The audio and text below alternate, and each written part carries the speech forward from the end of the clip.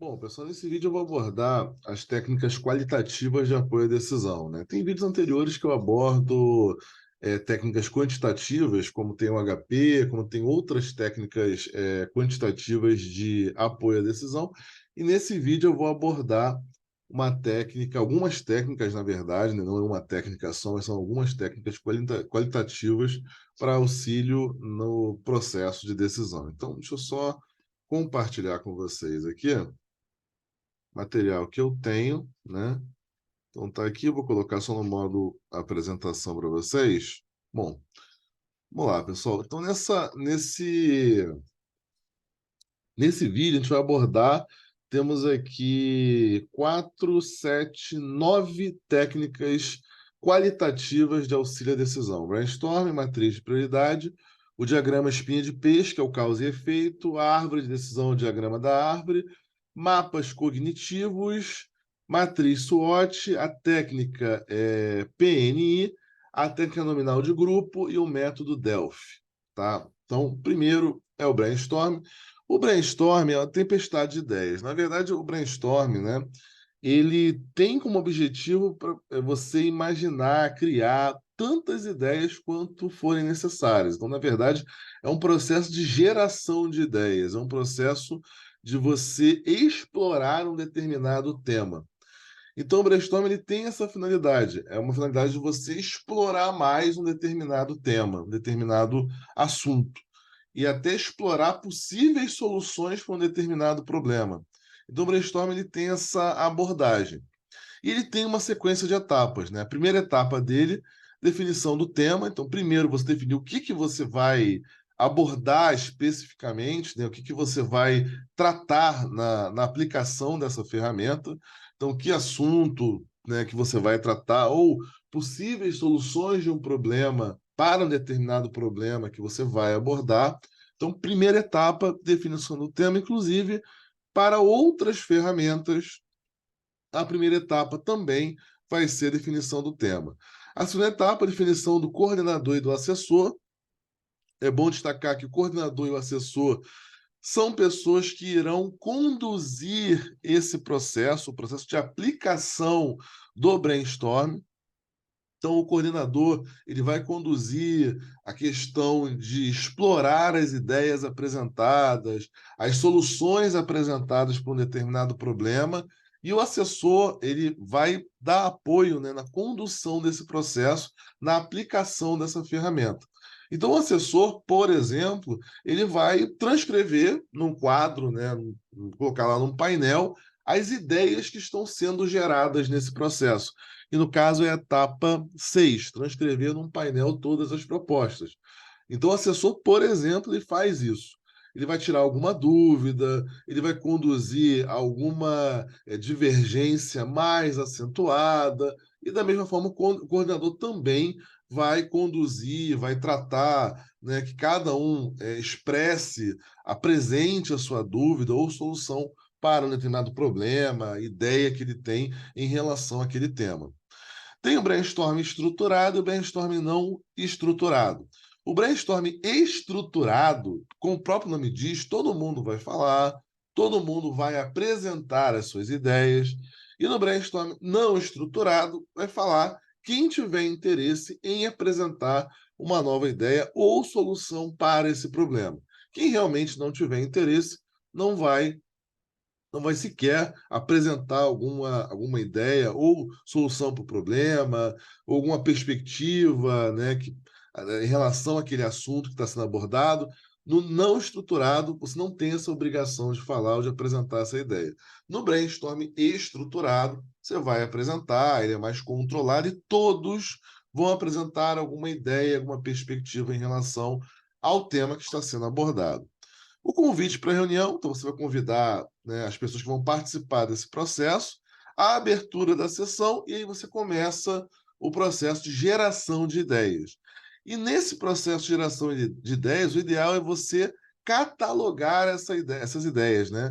Registrar essas ideias, que é justamente a etapa 6, que é transcrever num painel todas as propostas.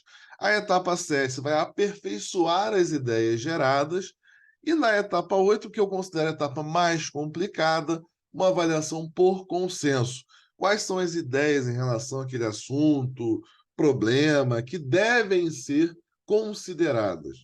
Então, aí você tem que chegar a um consenso, as pessoas têm que concordar em relação a que aqueles assuntos, né, aquelas ideias que foram geradas em relação àquele assunto, essas ideias é que devem ser consideradas, que você deve, de repente, pensar em avançar e amadurecer mais essas ideias aí que as pessoas chegaram a um consenso em relação àquele tema. O consenso as pessoas têm que concordar. Então, de repente, um não vai concordar, outro, né, ah, não, essa ideia pode ser melhorada. Então, é uma etapa, a avaliação por consenso, que é a etapa mais complicada, né? E o encerramento. Então, essa é a primeira ferramenta. Segunda ferramenta, matriz de prioridade. Você vai estabelecer uma ordem de prioridade.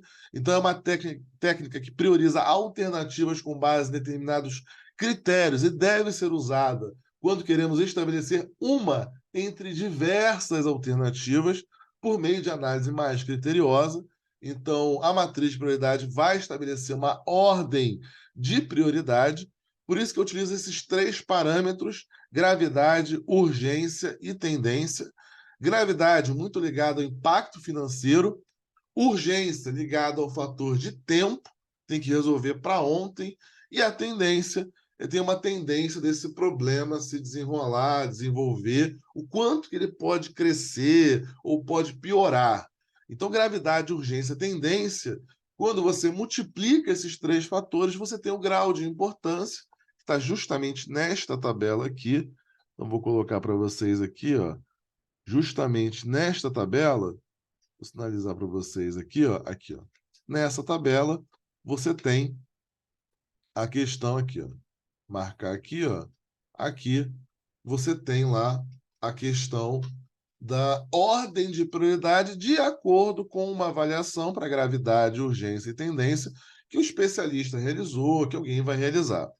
Da mesma forma, eu tenho essa matriz aqui abaixo que relaciona urgente, não urgente, importante, não importante. Então, quando a empresa ela aplica essa matriz, né, pensando, a matriz decisória é essa aqui, está relacionada aqui nas etapas. E quando ela aplica esses 4 quadrantes, né, do que é urgente, não urgente, importante, não importante, ela consegue separar. Inclusive, essa matriz poderia ser aplicada às tarefas, né, atividades que a gente tem no nosso dia a dia. O que é urgente e é importante, tem que fazer para ontem. É faça agora. Crises, reuniões, problemas urgentes, incêndios, problemas com prazos, projetos, situações com prazos, na verdade, projetos com prazo. Então tem que fazer agora. O que não é urgente, mas é importante, você precisa saber quando que você vai fazer. Então tem lá aquela prova, aquela avaliação, né? Exemplo bem interessante, né? Tem aquela prova, aquela avaliação que você tem que fazer lá mês que vem, por exemplo. Você vai fazer, né? Que um mês o professor colocou um conteúdo baseado também em fatos reais, né? Ele colocou lá um conteúdo, né? Então, assim, lá um mês, ele avisa, ele fala. Você tem um mês para poder fazer aquele negócio, estudar para aquela avaliação. Aquilo é importante? É importante. A questão da urgência não tem o prazo, não tem o fator prazo. Então, é importante, mas não tem essa urgência. Daqui lá 2 meses, um mês e meio, que ele botou o conteúdo, olha, vai estudando, vai entendendo, vai tirando as dúvidas, e você vai deixando, né, para frente, também baseado em fatos reais. E aí, uma situação que é não urgente, que você poderia decidir quando você vai fazer, estratégia, treinamento, prevenção, preparação, planejamento. O tempo passa e o que era não urgente, mas era importante, que a avaliação que você tinha que fazer, virou urgente. Tem que fazer agora. Tem que entender o conceito agora. Então, isso é bem curioso, né? Porque a gente às vezes acaba o que é importante, mas não tem uma urgência, a gente acaba não separando um momento em que a gente vai finalmente realizar aquela tarefa ou aquela atividade. Tá? Então fica aí a dica, né? E o que é não importante é urgente, na verdade, o não importante não é relevante naquele momento, né? Mas tem uma questão de prazo. você vai delegar para alguém. Alguém pode, de repente, executar aquela tarefa ou atividade para você dentro da tua empresa. Tá? Então, não tem uma importância, então não é algo que você precisa fazer, porque vai causar algum impacto, não é o caso, mas tem um prazo ali, que é um prazo que é apertado, às vezes é algo que não é tão prioritário, mas o prazo está um prazo mais restrito para entregar algum relatório, executar alguma tarefa ou atividade específica. E o que é não importante, não urgente, vai eliminar da lista. Vamos aproveitar aqui, ó. Já está aqui com um recurso de altíssima tecnologia, a gente vai eliminar. Beleza? Então, da mesma forma, vai definir um tema, coordenador, assessor, pesos e critérios, porque você pode adotar pesos, né, para esses graus de importância também e critérios que vão te auxiliar nessa tomada de decisão, até para você separar os problemas que você vai analisar e que algum especialista vai realizar a avaliação de gravidade, urgência e tendência. A construção da matriz decisória, que é essa matriz aqui, os resultados, ele fez a avaliação dos peritos, o perito é o especialista, vai fazer uma avaliação, a empresa também, o decisor também faz uma avaliação, gerente ou coordenador, conclusões e encerramento, tá? Então essa é a segunda ferramenta. Terceira ferramenta, diagrama espinha de peixe, é o causa e efeito, é o Ishikawa, mais popularmente espinha de peixe, causa e efeito Ishikawa, chamado 6M, método, mão de obra, meio ambiente, máquina, matéria-prima e medição. São os 6, opa, 7 não, são 6, né? Método, matéria-prima, mão de obra, máquinas, medição e meio ambiente. São os 6M do diagrama espinha de peixe ou causa e efeito. A ideia é identificar as causas principais de um problema, inclusive causas principais, secundárias e terciárias. Às vezes, a causa tem a causa da causa. E a espinha do peixe é muito mais longa do que a gente imagina. Então, às vezes, existe a causa da causa. E é interessante também no diagrama espinha de peixe que ele tem uma sessão de brainstorming. Essa sessão de brainstorming, que é a segunda etapa, é aquela primeira ferramenta que a gente aplicou. E ele também tem uma segunda ferramenta dentro dele, que é o 5, nesse caso, o 5W1H, né? Que é o que, onde, quando, que é o passo 5, né? O quem, por quê e como. Então ele tem ali o 5W1H e também existe o 5W2H, né? Ele aplica essa ferramenta para listar as causas. Então é interessante que ele identifica a causa secundária e terciária. Ele aplica uma sessão de brainstorming lá no início, após a definição do tema, e só na sexta etapa que ele faz a criação do diagrama de causa e efeito. E aí ele verifica as causas que se aparecem repetidamente, né? Vai, de repente, eliminar essas causas, e na oitava etapa, coletar os dados. E aí é muito importante na oitava etapa. Depois que ele definiu, desenhou o diagrama espinha de peixe, mínimo de 2 M's, tá? Desses 6 M que eu falei, né? Método, matéria-prima, mão de obra, máquina, medição e meio ambiente, no mínimo 2 para aplicar a ferramenta. É o ideal, tá? Frequência relativa das diferentes causas. É priorizar aquela causa que acontece de forma recorrente, mais vezes. É essa causa que você tem que priorizar. Então, essa é uma preocupação que você tem que ter na aplicação dessa ferramenta, na aplicação do diagrama espinha de peixe ou diagrama de causa e efeito. E a última etapa, você fecha e encerra a aplicação da ferramenta, tá bom? A quarta ferramenta, árvore de decisão, vai mostrar para vocês os caminhos possíveis que você tem para chegar ou não a um determinado objetivo. Então, a árvore de decisão vai mostrar esses caminhos, as possibilidades que você tem para chegar ou não a um determinado objetivo. É a árvore de decisão, ou o diagrama da árvore, na verdade. Então, também você vai construir essa árvore, vai pensar, e o modo como a gente decide, toma né, as nossas decisões no nosso dia a dia, é muito dentro de como esse diagrama trabalha. Então, às vezes, você tem uma decisão, adota uma decisão, e você pensou em todos os cenários possíveis até chegar ou não aonde você queria.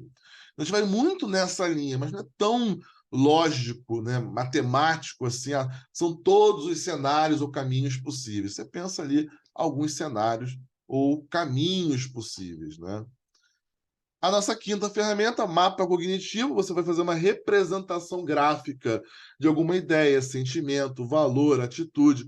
Então você faz essa representação gráfica, tá? E nas etapas é importante destacar, por exemplo, na segunda etapa, estrutura primária de avaliação. Quando você define o tema e aí você começa a pensar nas variáveis relacionadas a esse tema, aí vale, mais uma vez, uma sessão de brainstorming, que é a segunda etapa, que está sendo identificada ali. Da mesma forma, vale você entender a relação, as influências que você tem quando você constrói, né? Você pensa lá no mapa cognitivo. Então, vê se você tem lá um problema, quais são as variáveis que se relacionam a esse problema. Ah, eu estou estudando o conceito de uma disciplina. Coloco o conceito aqui no meio e vou sair colocando seta, né? Na direção de outros conceitos relacionados a isso, outras variáveis relacionadas a essa variável. O mapa cognitivo trabalha dessa forma, né? Ele faz essa representação gráfica. E da mesma forma você vai construir, vai avaliar e vai identificar quais são os pontos essenciais, né? Quais são aquele problema, aquele conceito está relacionado de forma mais intensa a quais variáveis. Você precisa considerar isso também. Então, o mapa cognitivo ele tem esse caráter, né, de estabelecer essa relação, de trazer a ideia para uma realidade gráfica, para uma situação gráfica. Valores, atitudes, ideias, sentimentos, perspectivas para uma visão gráfica realmente, para uma imagem, né? O mapa cognitivo ele tem essa possibilidade. A nossa sexta ferramenta é o SWOT, que é pontos fortes, pontos fracos, oportunidades e ameaças. E a gente procurou cruzar aqui oportunidade e ameaça com ponto forte e ponto fraco. Ponto forte e fraco é interno à empresa. Oportunidade e ameaça é externo à empresa. Então, é claro, se ela tem um ponto forte e ela identificou uma oportunidade no mercado, estratégia de desenvolvimento. Eu vou trabalhar em cima para alcançar essa oportunidade. Agora, se é uma oportunidade e eu tenho um ponto fraco, eu vou tentar me desenvolver nesse ponto fraco para alcançar essa oportunidade. É uma estratégia de crescimento. Agora, se eu tenho uma ameaça e eu tenho um ponto forte, vou tentar me fortalecer, manter naquele mercado, me sustentar naquele mercado. Então, eu tenho lá um ponto forte, mas eu tenho a ameaça, por exemplo, de um novo produto entrar no mercado, de uma outra empresa, eu falo produto, né, mas uma outra empresa inserir um produto no meu mercado de atuação. Então, eu vou tentar me manter, vou tentar gerar barreiras de entrada para essa nova empresa, que está tentando entrar nesse mercado que eu tenho atuação. E aí vale pesquisar, né, conceitos lá do Michael Porter, barreira de entrada, que seriam barreiras de entrada. Em estratégia, normalmente você aborda isso. Então, eu tento levantar a barreira para impedir a entrada dessa empresa no meu mercado. Ao mesmo tempo, se eu tenho uma ameaça e é um ponto fraco, e eu vou precisar dessa característica para superar essa ameaça externa, aí é estratégia de sobrevivência. É manter, vou tentar me manter no mercado. Porque, na verdade, o que eu preciso para superar essa ameaça, que é algo externo, é o meu ponto fraco. Então, tem situações, por exemplo, que a empresa ela precisa investir em tecnologia. Então, ela tenta ali formas de investir e ela percebe que tem outras empresas investindo maciçamente em tecnologia. Então, vou tentar investir, vou tentar me manter no mercado. Porque eu sei que a característica, esse atributo, que é investir em tecnologia, eu tenho dificuldade. Então, vou tentar me manter, me sustentar no meu mercado, investir, desenvolver algum projeto num custo mais reduzido, buscar alternativas, mas é uma estratégia de sobrevivência, quando é um ponto fraco relacionado a uma ameaça. Trabalhei em cima dessa primeira tabela, tá? Primeira matriz aqui. E a segunda também relaciona de uma outra forma, né? Quando eu tenho um ponto fraco e uma ameaça, tem que tentar eliminar. Então, tentar melhorar, eliminar esse ponto fraco. Se é uma oportunidade, algo bom que está aparecendo, se eu investir, vai trazer retorno para minha empresa. Eu vou tentar melhorar meu ponto fraco, tá? Então, já é a segunda tabelinha que a gente está abordando, né? Capitalizar, monitorar, melhorar e eliminar. Agora, se é uma oportunidade e eu invisto, por exemplo, essa oportunidade para ela ser alcançada depende de investimento em tecnologia, e eu invisto em tecnologia, aí eu vou tentar capitalizar. Vou investir, vou fortalecer essa parte para alcançar essa oportunidade. Agora, se tem empresas novas entrando, reduzindo o custo, minha operação não tem um custo operacional tão baixo assim comparado a essas empresas. E essas empresas estão tentando entrar no meu mercado. Meu mercado não, né? Maneira de dizer, né? Mas o mercado que eu tenho atuação. Eu vou monitorar essa situação, eu vou acompanhar essa situação. Então, para essa dinâmica em relação entre o que é interno, ponto forte e fraco, e o que é externo, ameaça, perdão, e oportunidade, você tem essas alternativas, né? Mais uma ferramenta técnica PNI, pontos, aqui no caso, né? Positivo, negativo e interessante. Então, você vai determinar para uma determinar, né? Mas você vai avaliar para uma determinada situação. Aqui não tem roteiro, não, tá? Aqui só é gravado o vídeo, né? Mas é ao vivo, é de pronto, né? Então eu gravo, começo ali, ligo lá, começo a gravar, então não tem um roteiro, né?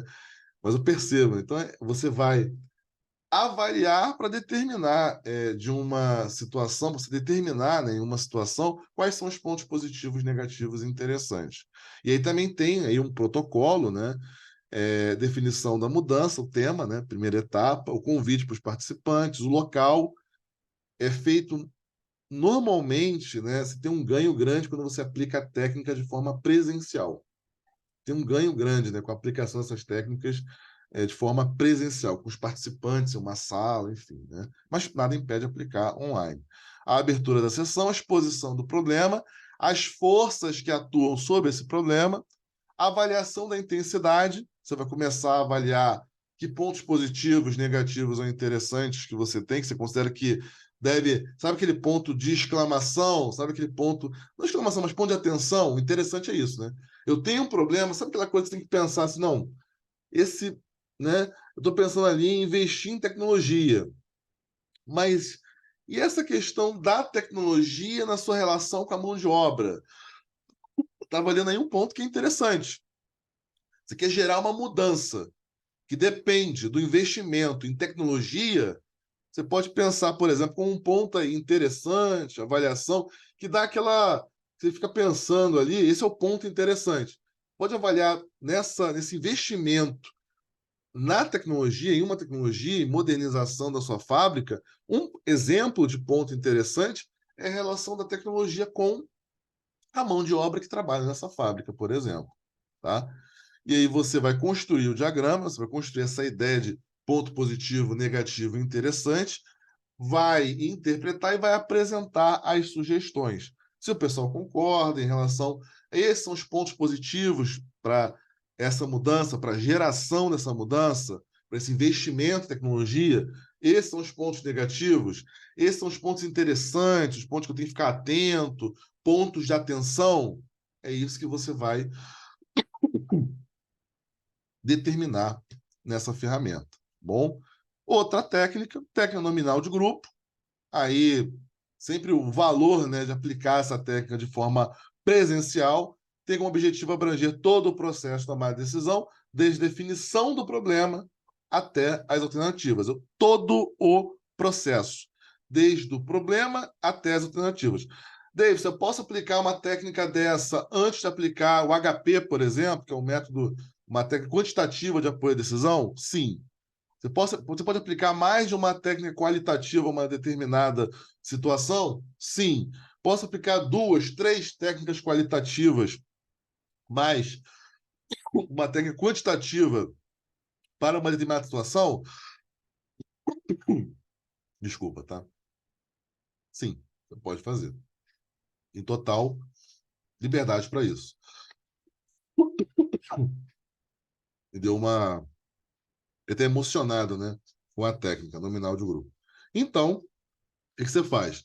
Vai desde o problema até a alternativa, você pega o processo todo, e aqui, por exemplo, aparece na segunda etapa o brainstorm estruturado, que já falamos inicialmente. Você reduz o número de ideias duplicadas, você numera as propostas, né, que você tem as ideias que esse grupo está gerando, você atribui nota, é diferente quando você compara com brainstorming, por exemplo, na comparação, porque aqui você atribui nota às ideias, e lá você não tem atribuição de nota às ideias. E aí você revisa a votação se for necessário, tá? Então, o grupo vai atribuir nota, porque a ideia é você chegar ao problema alternativa nesse processo, as pessoas concordarem em relação ao problema e as alternativas relacionadas a esse problema, tá? E o método Delphi, que aqui eu utilizo qual o ponto fundamental do método Delphi, que tem esse fluxo que a gente está vendo aí. Qual é o ponto fundamental dele? Grupo de especialistas. Além da questão do anonimato, consenso, perdão, mas você trabalha com um grupo de especialistas. Questionário. Análise das respostas. Atingiu o consenso? Olha o consenso de novo aqui. Ah, Deise, mas sempre tem que atingir o consenso? É o ideal. A ferramenta é aplicada para gerar... Bom, as técnicas qualitativas são aplicadas, perdão, não aplicadas, né? Mas são aplicadas, né? Para você gerar ideias, para você gerar e, consequentemente, gerar um consenso. O grupo tem que concordar em relação ao resultado final da aplicação dessa ferramenta. Se gerou consenso, beleza. Sim, você vai analisar os resultados. Não gerou consenso, você vai tabelar as respostas, vai colocar as respostas em uma tabela e vai desenvolvimento do questionário seguinte. Vai reavaliar o questionário, desenvolver o questionário e vai aplicar ele de novo. Vai voltar a aplicar, tá? Vai voltar para a primeira etapa, tá bom? Que é a realização de um questionário inquérito, né? A avaliação de uma determinada situação. Técnica muito comum, o método Delphi aplicado especificamente, né, em um grupo de especialistas, pessoas que têm um know-how, um conhecimento profundo em relação à situação estudada, tá bom? Bem, essa aqui, ó, deixa eu descartar aqui, essa é a última técnica, então vimos 9 técnicas qualitativas de apoio à decisão. Esse vídeo aqui é o vídeo de número 71 no canal, fizemos 70 vídeos, né? O canal aí deve ter mais ou menos quase um ano, um pouco mais de um ano. Estamos chegando próximos também a 100 participantes no canal. Então é um canal que ele é 100%, como eu falei, o intuito do canal é 100% para divulgar conhecimento de qualidade, né? Área de logística, operações, sustentabilidade, parte de produção, né? Qualidade também, que são áreas que têm relação direta com a área de logística, que é o grande escopo, carro-chefe do canal, tá, pessoal? Então, obrigado aí pelo prestígio, mais uma vez. Então, esse é mais um vídeo. Vamos aí para os próximos vídeos e conteúdo de qualidade, pessoal. Abraço.